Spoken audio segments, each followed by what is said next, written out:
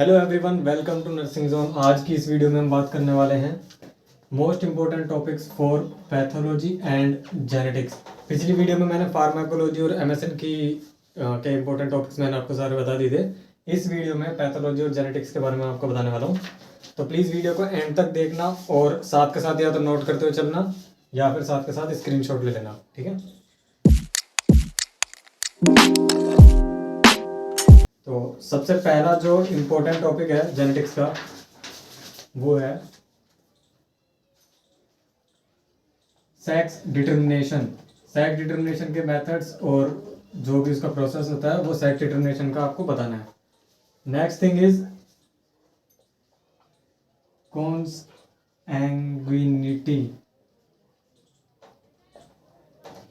एटोपी। Consanguinity atopy. Next अगला topic जो है वो है बहुत ज़्यादा इम्पोर्टेंट है, इसका नाम है प्री नेटल टेस्टिंग। इसका नाम है prenatal testing and diagnosis. मतलब कि टेस्टिंग जेनेटिक डिसऑर्डर्स और उनकी टेस्टिंग कैसे होती है और उनका डायग्नोसिस कैसे होता है वो आपको बताना है प्री नेटल टेस्टिंग और डायग्नोसिस में। बहुत ज़्यादा इम्पोर्टेंट है। उसके बाद अगला आता है हमारा इनफर्टिलिटी। इनफर्टिलिटी बहुत बार एग्जाम में पूछा जाता है, इनफर्टिलिटी तैयार करके ही जाना। इनफर्टिलिटी और प्रीनेटल टेस्टिंग दोनों बहुत ज़्यादा इंपॉर्टेंट है, ठीक है। उसके बाद हमारा है neural tube defect. Neural tube defects क्या होते हैं? एनटीडीज, ठीक है, एनटीडीज भी कहते हैं ना तो शॉर्ट फॉर्म में। तो न्यूरल ट्यूब डिफेक्ट एग्जाम में पूछा जाता है। और इसमें जो एक चीज़ मैं बताना चाहूँगा, अगर ये लॉन्ग क्वेश्चन में आता है लाइक 10 नंबर में अगर ये आ गया तो आपको इसके टाइप्स भी बताने होंगे, तो प्लीज़ इसके टाइप्स पढ़ के जाना साथ में, ठीक है। अगला बहुत ज़्यादा इंपॉर्टेंट टॉपिक है डाउन सिंड्रोम। डाउन सिंड्रोम तो आपने पहले भी देखा होगा, कहीं पढ़ा होगा 12th क्लास में, 11th क्लास में। डाउन सिंड्रोम आपको डिटेल में पढ़ के जाना है, ठीक है। नेक्स्ट उससे अगला जो हमारा टॉपिक है वो है, ये भी आपने 12th क्लास में पढ़ा हुआ है, ह्यूमन जीनोम प्रोजेक्ट, ठीक है। ह्यूमन जीनोम प्रोजेक्ट यानी कि HGP।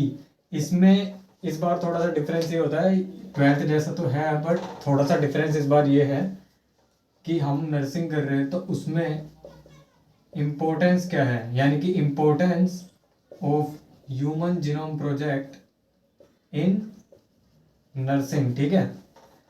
और एक और चीज़ कि रोल ऑफ नर्स, या फिर रोल ऑफ नर्स क्या होगा HGP में, ठीक है। तो ये दो चीज़ आपको करके जानी है ह्यूमन जीनोम प्रोजेक्ट से रिलेटेड, ये दोनों ज़रूर करना है, ठीक है। उसके बाद बहुत ही ज़्यादा इम्पोर्टेंट, मोस्ट इम्पोर्टेंट टॉपिक जो हमारा है वो है जेनेटिक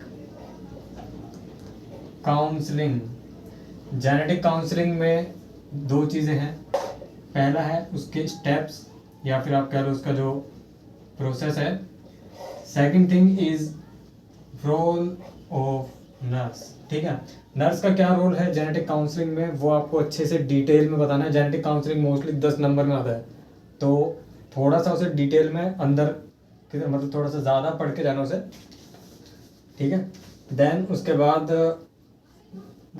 एक और इम्पोर्टेंट टॉपिक है जीन थेरेपी, ठीक है। तो ये सारे ही टॉपिक बहुत ज़्यादा इंपॉर्टेंट है। ये मैंने बहुत सोच समझ के डाले हैं इसमें, जो बहुत मतलब हर साल जो रिपीट हो रहे हैं क्वेश्चंस वही वाले टॉपिक्स मैंने यहाँ पे लिखे हैं। इनमें सबसे ज़्यादा इंपॉर्टेंट अगर आपको सबसे पहले कुछ करना चाहिए तो वो जेनेटिक काउंसलिंग है। अगर आप जेनेटिक्स अभी स्टार्ट कर रहे हो पेपर से पहले तो सबसे पहले जेनेटिक काउंसलिंग पढ़ लो, और आपको अगर आपके पास टाइम कम है तो सबसे पहले जेनेटिक काउंसलिंग कर लो, ठीक है। उसके बाद आप infertility, prenatal testing and diagnosis, then human genome project, और देन उसके बाद ये सारे टॉपिक्स आपको करने हैं। 7-8 ही टॉपिक्स हैं, ज़्यादा टाइम लगेगा नहीं बट बहुत ज़्यादा इंपॉर्टेंट टॉपिक्स हैं। अब हम बात करते हैं उस जेनेटिक्स के बाद पैथोलॉजी की, ठीक है। तो सबसे पहला जो हमारा टॉपिक है पैथोलॉजी का वो है रेस्पिरेटरी ट्रैक की हम बात करते हैं। रेस्पिरेटरी ट्रैक में जो डिसऑर्डर्स होते हैं उसकी बात करते हैं। इसमें है हमारा टीबी यानी कि ट्यूबरक्यूलोसिस। ट्यूबरक्यूलोसिस की इटियोपैथो वो होती है इटियोपैथोलॉजी। इटियोपैथोलॉजी होती है, ये आपको टीबी की बहुत ज़्यादा करनी है, मतलब अच्छे से करनी है, डिटेल में, ठीक है। उसके बाद हमारा जो टॉपिक है वो है एम्फाइसीमा, देन ब्रोंकियल अस्थमा, ठीक है। ये आपको करने ही करने हैं, ये 3 टॉपिक रेस्पिरेटरी ट्रैक से, ठीक है। देन इसके बाद हमारा जो यूनिट है वो है कार्डियोवैस्कुलर सिस्टम। कार्डियोवैस्कुलर सिस्टम में सीवीएस में बहुत ज़्यादा इंपॉर्टेंट जो है 2 चीज़ें हैं। पहला इस्कीमिया, व्हाट इज इस्कीमिया, ये आपको बताना होगा। देन इसके बाद हमारा जो टॉपिक है वो है पेरिकार्डियल इफ्यूजन, ठीक है। नेक्स्ट अब हम बात करते हैं जीआई ट्रैक की। जीआई ट्रैक में जो सबसे ज़्यादा इंपॉर्टेंट है वो है पेप्टिक अल्सर। पेप्टिक अल्सर छोड़ना ही नहीं है, ये तो करके ही जाना। पेप्टिक अल्सर एमएसएन में भी इंपॉर्टेंट है, पेप्टिक अल्सर इसमें भी इंपॉर्टेंट है और फार्माकोलॉजी में भी इंपॉर्टेंट है। तो पेप्टिक अल्सर तो आप अच्छे से पढ़ के जाना, ठीक है।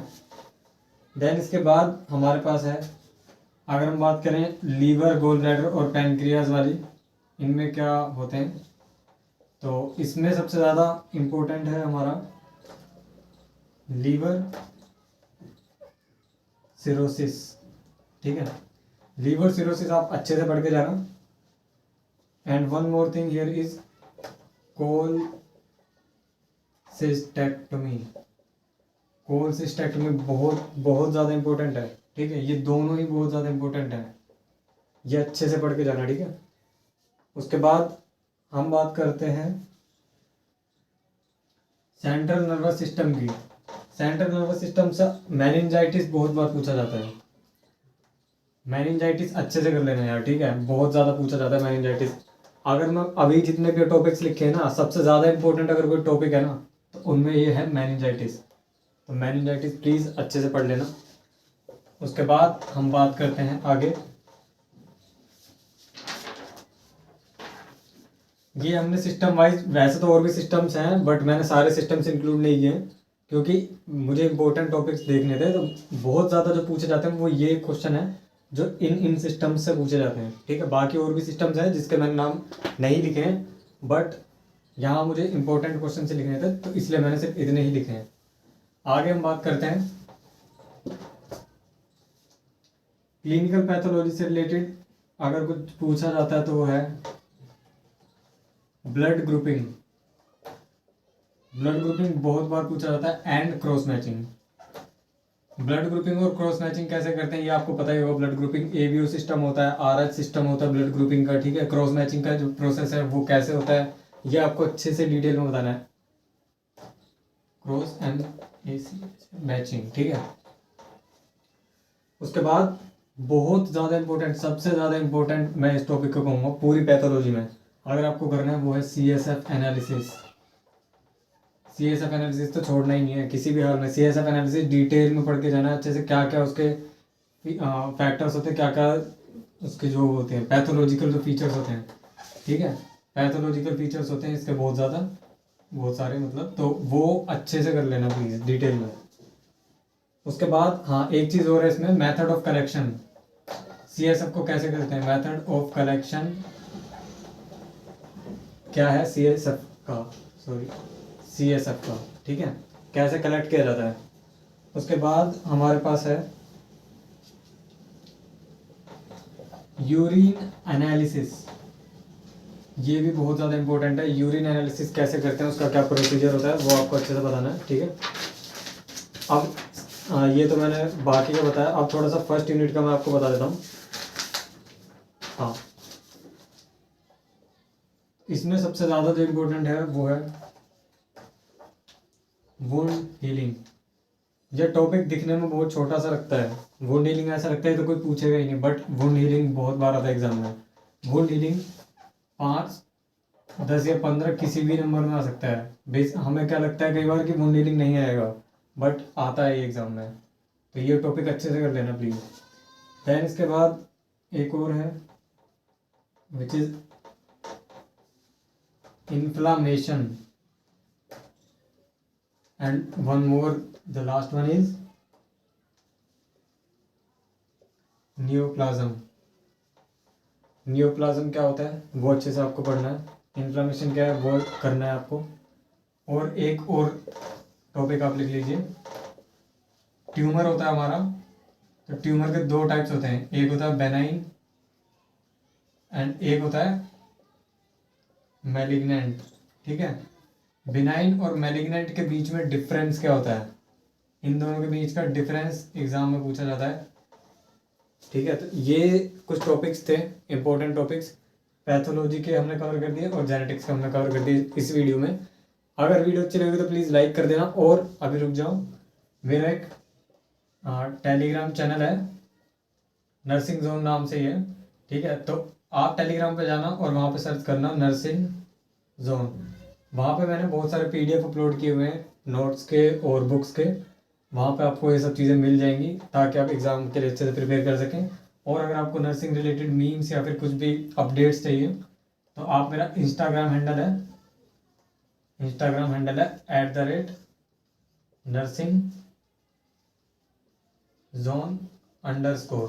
ठीक है, नर्सिंग जोन _ या फिर आप सिंपल नर्सिंग जोन भी सर्च करोगे तो मेरा चैनल आ जाएगा इंस्टाग्राम पे, तो उसे फॉलो कर लेना प्लीज़।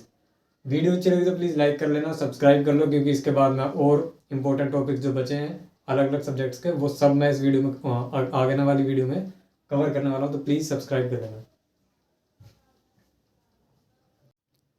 दोस्तों आप मुझे इंस्टाग्राम और टेलीग्राम पर भी फॉलो कर सकते हैं डेली मीम्स और नोट्स के लिए, लिंक मैंने डिस्क्रिप्शन में दे दिया है।